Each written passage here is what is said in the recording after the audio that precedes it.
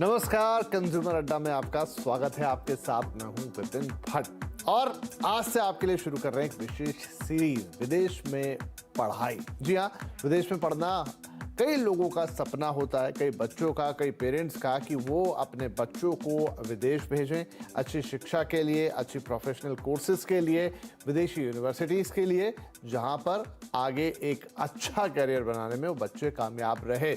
लेकिन ये सपना है तो सुहाना, लेकिन कई बार आपको इस सपने के साथ साथ थोड़ी मेहनत मशक्क़त भी लगती है, क्योंकि आप किस तरह की यूनिवर्सिटी आप लेंगे, कैसे फाइनेंसेस का इस्तेमाल होगा, ये तमाम चीज़ें हैं वो इतनी आसान नहीं होती हैं। तो इसी को आसान बनाने की हमारी कोशिश होगी अगले 3 दिनों तक, क्योंकि इस खास सीरीज़ में विदेश में पढ़ाई में हम आपके लिए A to Z सारी जानकारियाँ लेकर आएंगे, एक्सपर्ट से आपकी बातचीत कराएंगे और देखेंगे कि क्या बेस्ट है अगर विदेश में पढ़ने की बात आती है।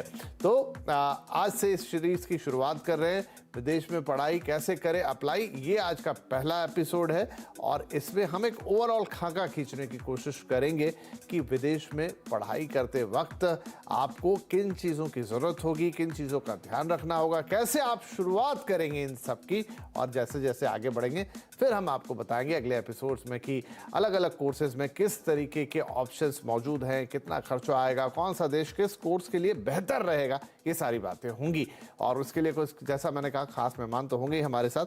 तो चलिए आज के शो की शुरुआत करते हैं। हम कुछ चीज़ों को पहले देख लेते हैं कि आप वो क्या बड़े हाइलाइटर्स हैं, किन बातों का आपको ध्यान रखना है। उसके बाद अपने मेहमानों से हम बातचीत शुरू करेंगे। तो देखिए, विदेश में पढ़ाई, अब उसकी बेसिक तैयारी साल भर पहले से आपको तैयारी शुरू करनी पड़ेगी। इसके अलावा पहले की पढ़ाई के हिसाब से आपको अपने कोर्सेज को चुनना है। आपने क्या किया है उसके हिसाब से आप अपने कोर्स चुनेंगे। कोर्स के हिसाब से देश का चुनाव होगा। यहाँ पर क्या है कि कैसा कोर्स आपने चुना है उसके हिसाब से आप जाएंगे, देखेंगे कि किस देश में आपको जाना है। वीज़ा, इमिग्रेशन के नियमों का आपको ध्यान रखना पड़ेगा। यहाँ पर कोविड के कारण अभी भी कुछ देशों में कुछ गाइडलाइंस के इश्यूज हो सकते हैं।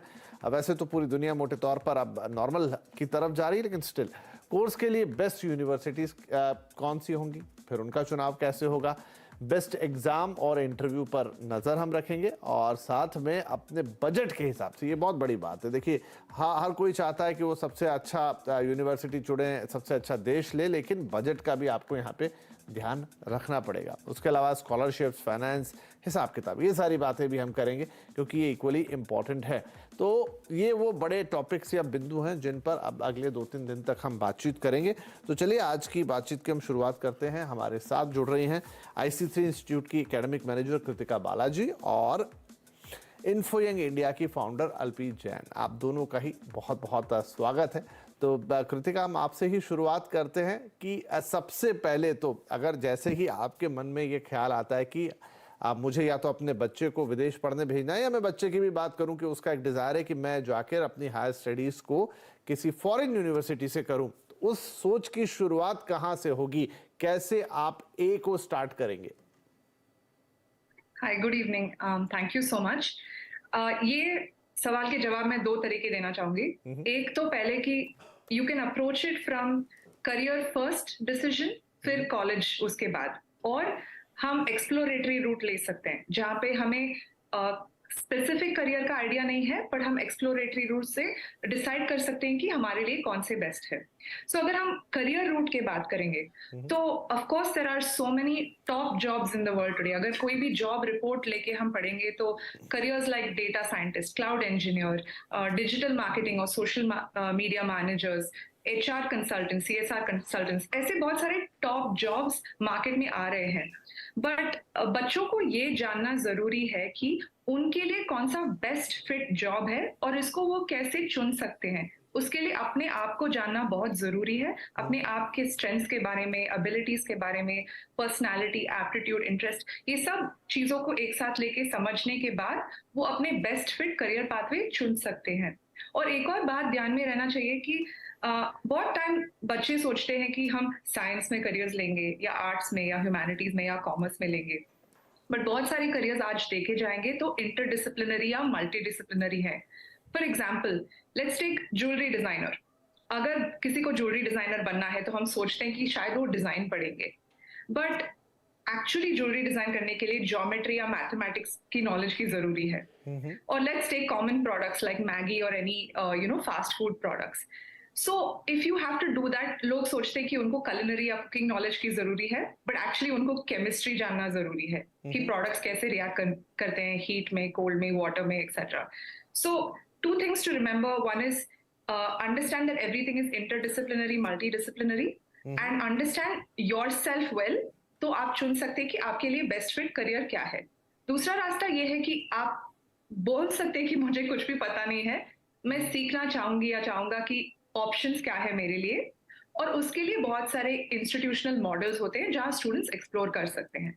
सो या दैट्स द स्टार्टिंग पॉइंट. चलिए ठीक है, तो ये एक अच्छा तरीका है. आप पहले देख लीजिए कि आपके इंटरेस्ट कहाँ है, और जॉब ओरिएंटेशन बहुत जरूरी है कि मैं आगे चल के क्या करूंगा, और उस हिसाब से कोर्सेज का चुनाव. और जैसे मल्टी डिसिप्लिनरी बोल रहे हैं कि अब आपने पहले पीसीएम लिया है, फिजिक्स केमिस्ट्री मैथ से आप पढ़े हैं, आपने बायो पढ़ा है, उस हिसाब से भी आगे आपकी करियर की लाइन तय होगी. लेकिन एक इम्पॉर्टेंट सवाल है अदिति, मुझे बताइए कि विदेश में पढ़ना, अब इसके दो मायने हैं. एक तो ये कि भाई हमें लगता है कि हम किसी फॉरेन यूनिवर्सिटी से डिग्री लेकर आ रहे हैं, और एक ये कि भाई हमारे देश में भी तो शिक्षा का एक अच्छा खासा ढांचा है, एक इंफ्रास्ट्रक्चर है.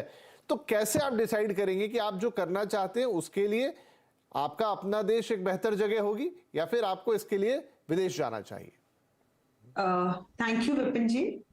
देखिए, पहली चीज ये मैं सब पेरेंट्स को और सब बच्चों को समझाना चाहूंगी कि इंडिया आज की डेट में बहुत अच्छी एजुकेशन ऑफर कर रहा है. ऐसा नहीं है कि सिर्फ बाहर जाके करियर बनेगा, पर अगर आप बाहर जाने में समर्थ हैं, आपके पास सफिशिएंट पैसा है, आपके पास इतना आपका पढ़ाई इतनी स्ट्रांग है कि आप एक अच्छी यूनिवर्सिटी में जा सकते हैं, आप जरूर जाइए.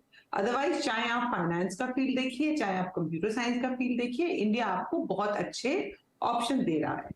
दूसरी चीज कि आप कैसे सिलेक्ट करें. पहला सिलेक्शन जो आपको करना है आइडियली वो होना चाहिए कि आप किस देश में पढ़ना चाहते हैं. अमेरिका में अगर आप पढ़ना चाहते हैं तो वहां 4 साल की ग्रेजुएशन होती है. अगर आप यूके में पढ़ना चाहते हैं वहां 3 साल की ग्रेजुएशन होती है. तो आपको ये समझना पड़ेगा मैं किस देश में पढ़ना चाहता हूं. अगर सपोज करिए आप लॉ करना चाहते हैं, अब आप लॉ करना चाहते हैं तो आप अगर अमेरिका जाएंगे आपको 9 साल लगेंगे एक लॉयर बनने. बट वहीं यूके में आपको वही 5 साल लगेंगे जो आपको इंडिया में लगते. तो आपको हर हर कंट्री का पूरा पढ़ाई का सिस्टम समझना पड़ेगा before you decide that you are going to which country. और 4 साल की ग्रेजुएशन मैं करना चाहता हूं या 3 साल की ग्रेजुएशन मैं करना चाहता हूं, ये आपको समझनी पड़ेगी चीजें. कौन सी डिग्री जो मैं अमेरिका से लेके आता हूं या यूके से लेके आता हूं, क्या वो इंडिया में रिकॉग्नाइज्ड है कि नहीं है, या इंडिया की डिग्री क्या मास्टर्स में वहां रिकॉग्नाइज्ड है, ये सारी चीजें आपको पहले क्लियर करनी पड़ेंगी. और उसके लिए बहुत ज्यादा जरूरी है कि बच्चे क्लियरली हर कोर्स कंटेंट, हर कंट्री के स्टडी प्रोसेस को पढ़ें. और विपिन जी, आपका एक क्वेश्चन था कि बच्चे को 1 साल चाहिए होता है, मतलब मैंने आपके इसमें पढ़ा था, इसमें था कि 1 साल चाहिए होता है तैयारी के लिए. आइडियली 11वीं और 12वीं ये दोनों 2 साल ये बच्चे के लिए बहुत ही इंपॉर्टेंट है, उस बच्चे को जिसे बाहर जाना है. देखिए, बाहर की एजुकेशन बहुत एक्सपेंसिव है, बहुत महंगी है. उसमें अगर आप पढ़ना चाहते हैं तो आपका जरूर ये प्रायोरिटी होना चाहिए कि आप स्कॉलरशिप पे जाएं.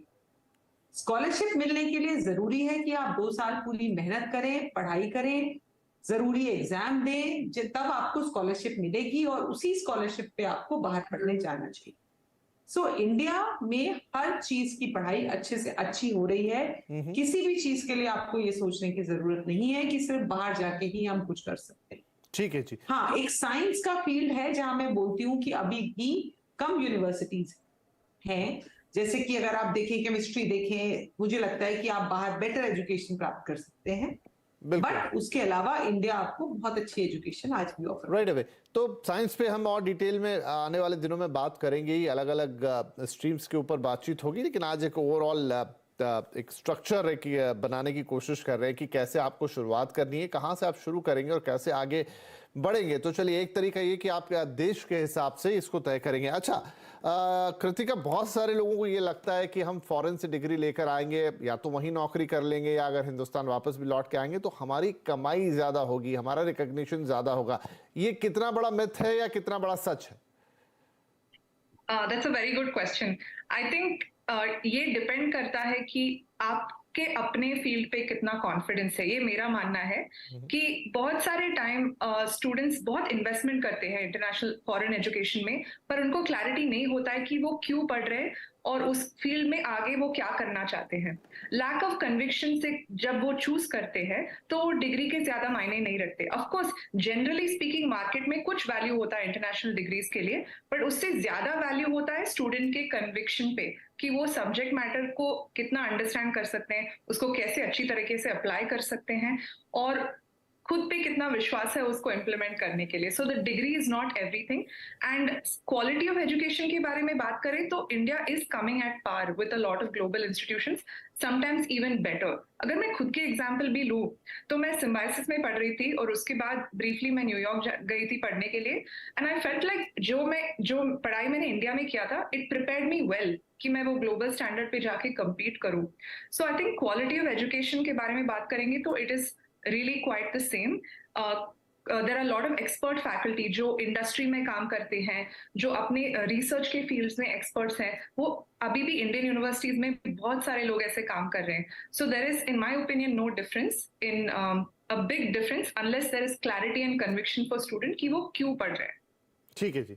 तो यहाँ पर अल्पी जी अगला सवाल ये कि क्या विदेश जब आप पढ़ने जाते हैं तो हर यूनिवर्सिटी जिसमें आप दाखिला ले रहे हैं वो अच्छी होती? क्योंकि मैं इसको ऐसे समझना चाहूँगा कि हिंदुस्तान में भी बहुत सारी यूनिवर्सिटीज़ हैं इन दिनों, बहुत सारे प्राइवेट कॉलेज हैं, प्राइवेट इंस्टीट्यूट्स हैं, कुछ अच्छे हैं कुछ उतने अच्छे नहीं हैं, वो हम सब जानते हैं। तो ऐसा फॉरेन में भी डेफिनेटली होता होगा। तब वो क्लैरिटी आप कैसे लेकर आएंगे कि जहाँ आप जा रहे हैं इतने पैसे लगा के, क्योंकि एनी डे अगर आप फॉरेन जाएंगे तो खर्चा तो अच्छा खासा बड़ा होने वाला है। बिल्कुल। देखिए, बच्चों को सबसे पहले देखना चाहिए कि वो कॉलेज की रैंकिंग क्या है, अब इंटरनेशनली वो रैंक कैसे है। दूसरी चीज, सबसे जरूरी चीज जो आजकल बच्चों को देखनी चाहिए, नाम से नहीं जाना चाहिए, उनको देखना चाहिए कि करिकुलम क्या पढ़ाया जा रहा है, कौन सी यूनिवर्सिटी उनको अच्छा कॉम्बिनेशन ऑफर कर रही है, पहली चीज। दूसरी चीज, क्या वो यूनिवर्सिटी सिटी में लोकेटेड है या दूर किसी छोटे से यूनिवर्सिटी टाउन में लोकेटेड है।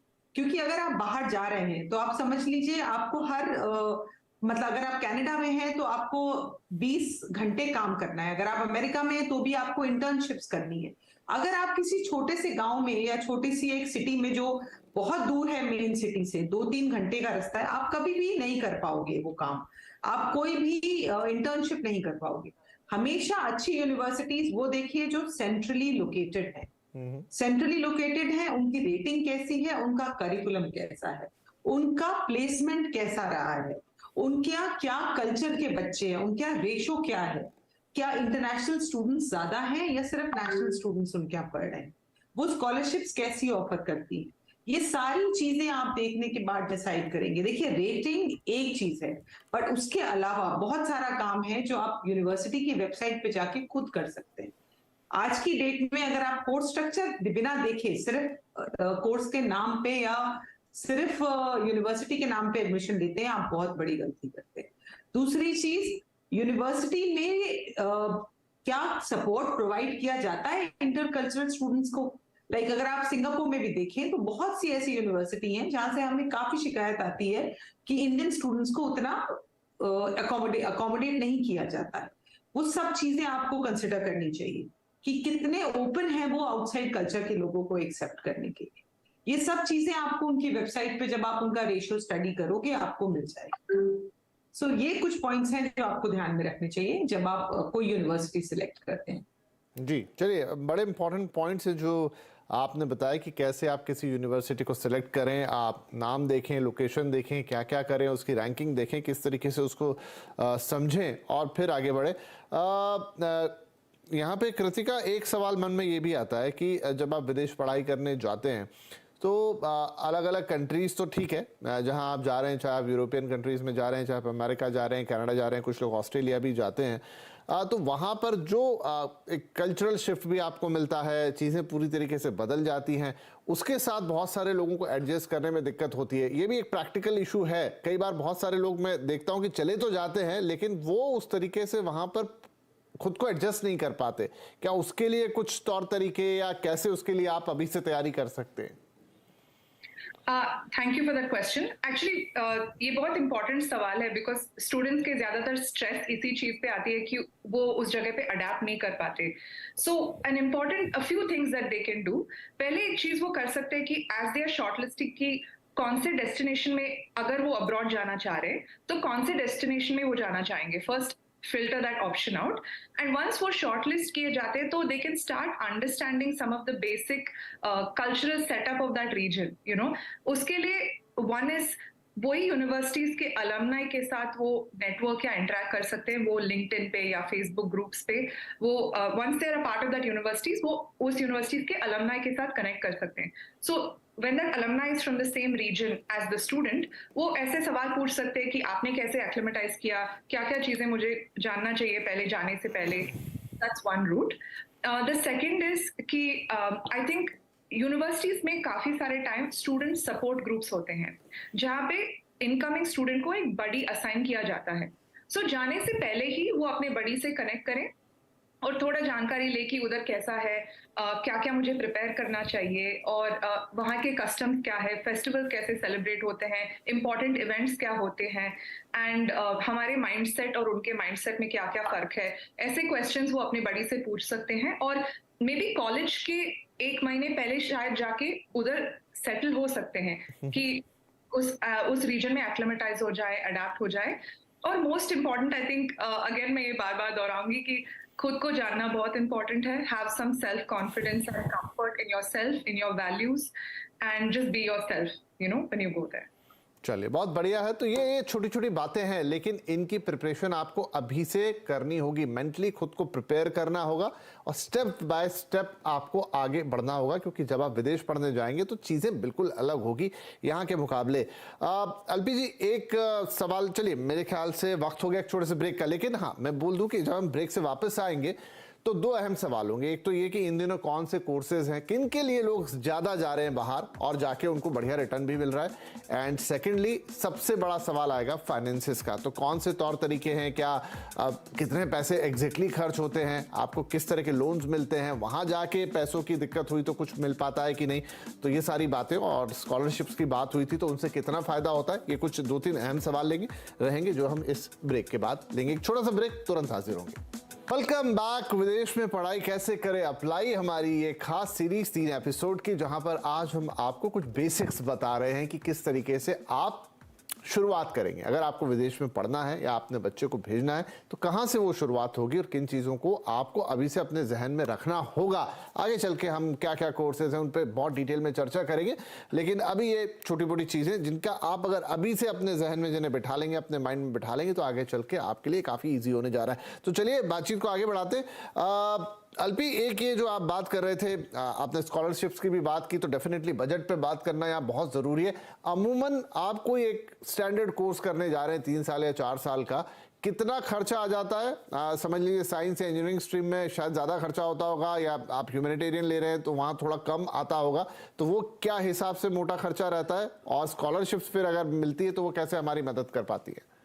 देखिए, अगर आप आईवी लीग्स यूनिवर्सिटीज की बात करें या फिर कनाडा में बात करें टॉप यूनिवर्सिटीज की, Toronto, Waterloo and UBC and all, तो इनकी फीस आराम से 40-45 लाख रुपए साल की रहती है।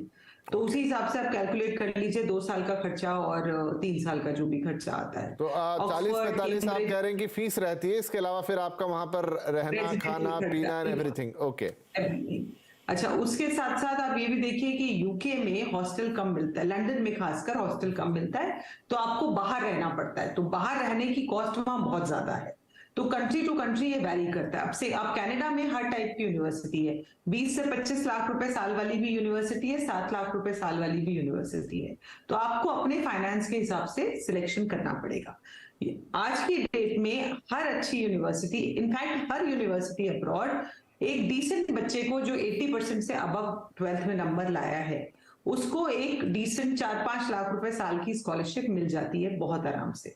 अगर कहीं आप 95% वाले बच्चे हो तो आराम से आपको हर साल की स्कॉलरशिप 25-30 लाख रुपए साल तक की स्कॉलरशिप, 20 लाख रुपए साल तक की स्कॉलरशिप आराम से मिलती है। बट फॉरेन यूनिवर्सिटी स्कॉलरशिप में एक चीज समझने वाली है कि उनकी स्कॉलरशिप हर साल रिन्यू होती है। अगर आपने 1 साल परफॉर्म नहीं किया, सपोज कि आपने परफॉर्म नहीं किया अगले साल, वो आपकी स्कॉलरशिप होल्ड पे डाल देंगे। तो ऐसा नहीं हो सकता कि आप स्कॉलरशिप ले लें और फिर वहां जाके पढ़ाई ना करें। आपको पढ़ाई करनी पड़ेगी वो स्कॉलरशिप कंटिन्यू करने के लिए। वो स्कॉलरशिप देंगे बट आपको पढ़ना पड़ेगा।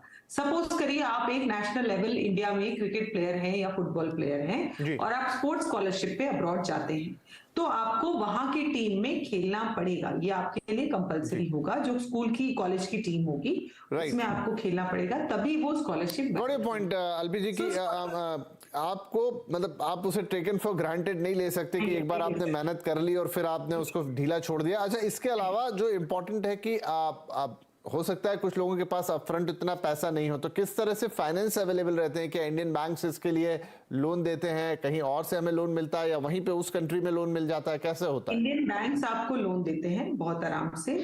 सिंगापुर में बॉन्डेड स्कॉलरशिप, कुछ कंट्रीज में बॉन्डेड स्कॉलरशिप होती है। जैसे कि अगर आप वहां पे स्कॉलरशिप लेते हैं, वहां की यूनिवर्सिटीज आपको स्कॉलरशिप दे रही हैं या आपको फंड कर रही है, तो आप 3 साल का बॉन्ड उनके साथ साइन करिए कि हम वहां पे काम करेंगे।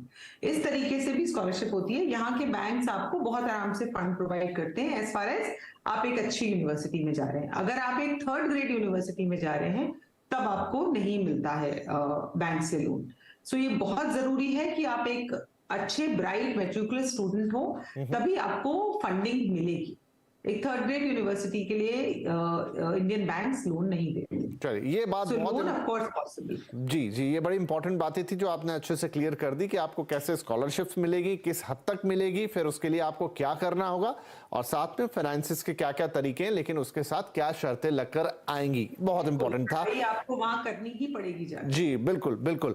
राइट कृतिका, तो एट लास्ट वैसे तो हम डिटेल में जाएंगे अपने अगले एपिसोड्स में, लेकिन इन जनरल आप मुझे बताइए कि ज्यादातर बच्चे जो जा रहे हैं फॉरेन पढ़ने, वो किस स्ट्रीम में जा रहे हैं? क्या इक्वल है सब स्ट्रीम में, या फिर हम देख रहे हैं आपकी इंजीनियरिंग में ज्यादा जाते हैं? किस तरीके से ये फ्लो है?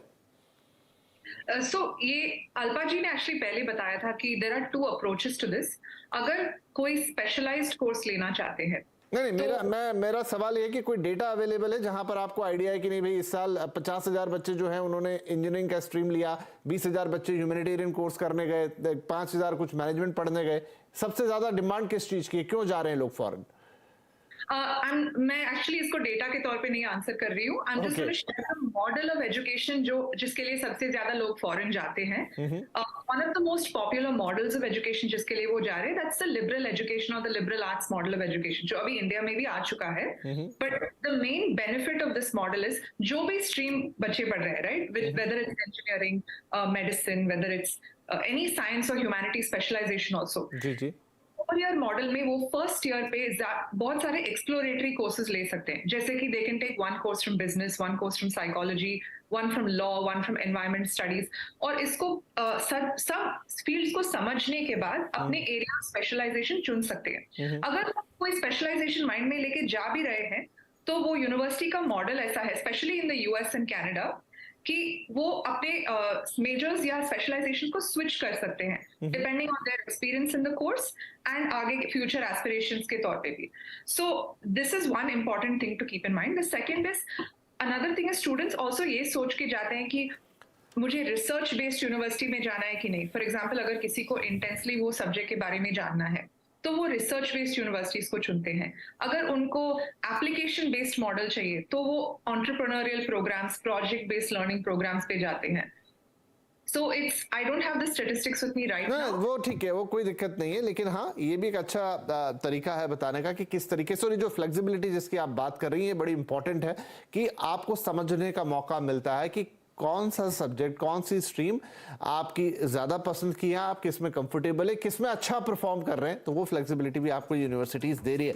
राइट, तो ladies thank you very much, आज आप दोनों ने वक्त निकाला और वाकई बहुत ही अच्छी बातें हमें बताई। तो जो भी इस समय सोच रहा है कि मुझे बाहर जाना है, या पेरेंट्स जो हैं सोच रहे हैं कि हमें अपने बच्चे को बाहर भेजना, आई थिंक उनके लिए एक प्लेटफॉर्म आज आप लोगों ने सेट कर दिया है। अब यहाँ से बातचीत आगे लेके जाएंगे अगले एपिसोड्स में कि अलग अलग स्ट्रीम्स में फिर क्या क्या कॉलेजेस हैं, किस तरह के फीस स्ट्रक्चर हैं, किस तरह के कोर्सेज हैं। लेकिन हाँ, शुरुआत आज से हो गई है और इस तैयारी के लिए आप दोनों का बहुत बहुत शुक्रिया। एंड सभी दर्शकों का भी कि आपने वक्त निकाल के हमारा कार्यक्रम देखा। तो कल फिर मुलाकात होगी, इस चर्चा को आगे बढ़ाएंगे। नमस्कार।